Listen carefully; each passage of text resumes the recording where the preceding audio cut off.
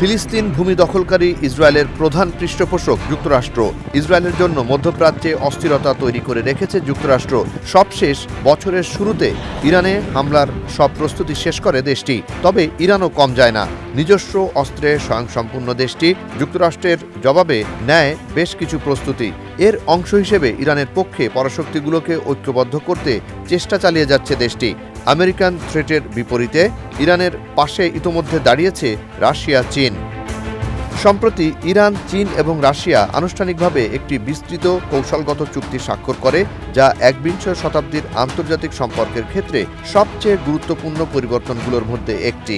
চুক্তির পূর্ণাঙ্গ অংশে তিনটি সরকার পর্যায়ক্রমে প্রকাশ করলেও তেহরান, বেইজিং এবং মস্কোর রাষ্ট্রীয় গণমাধ্যম এই অনুষ্ঠানকে স্বীকৃতি দেয় এবং এটিকে একটি নতুন বহুমেরু ব্যবস্থার ভিত্তিপ্রস্তর হিসেবে বর্ণনা করে। তিন দেশের সাম্প্রতিক এ স্বাক্ষর তিনটি শক্তিকে একটি সমন্বিত কাঠামোর মধ্যে একত্রিত করেছে। পারমাণবিক সার্বভৌমত্ব এবং অর্থনৈতিক সহযোগিতা থেকে শুরু করে সামরিক সমন্বয় এবং কূটনৈতিক কৌশল পর্যন্ত বিভিন্ন বিষয়কে এক করেছে। চুক্তির অন্যতম বিষয় হচ্ছে ন্যাটোর ৫ নম্বর অনুচ্ছেদের মতো একটি আনুষ্ঠানিক পারস্পরিক প্রতিরক্ষা গঠন, যেখানে একে অপরকে সামরিকভাবে রক্ষা করার কথা বলা হয়েছে। এমন চুক্তি পশ্চিমা সামরিক আধিপত্য এবং অর্থনৈতিক জবরদস্তির বিরুদ্ধে যৌথ বিরোধিতা এবং বৃহত্তর ভূরাজনৈতিক জোটে তিনটি প্রধান শক্তিকে সংযুক্ত করবে বলে মনে করছেন বিশ্লেষকরা। এদিকে ৩০ জানুয়ারি শুক্রবার তুরস্ক সফর করেন ইরানের পররাষ্ট্রমন্ত্রী আব্বাস আরাকচি। সফরকালে ইস্তাম্বুলে তুরস্কের পররাষ্ট্রমন্ত্রী হাকান ফিদানের সাথে বৈঠক করেন আরাকচি।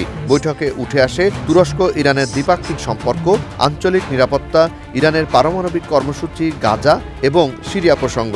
ইরানের পররাষ্ট্রমন্ত্রী আব্বাস আরাকচি তুরস্কের পররাষ্ট্রমন্ত্রী হাকান ফিদানের উপস্থিতিতে উচ্চ পর্যায়ের বৈঠক হয় দেশটির প্রেসিডেন্ট রিসেপ তাইয়েপ এরদোগানের সাথে।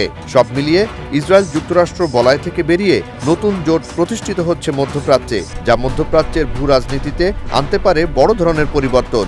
এতে তেলের খনি মধ্যপ্রাচ্যে একচ্ছত্র আধিপত্য হারাতে পারে ইসরায়েল যুক্তরাষ্ট্র। জুনায়েদ আলী সাকি, বৈশাখী সংবাদ।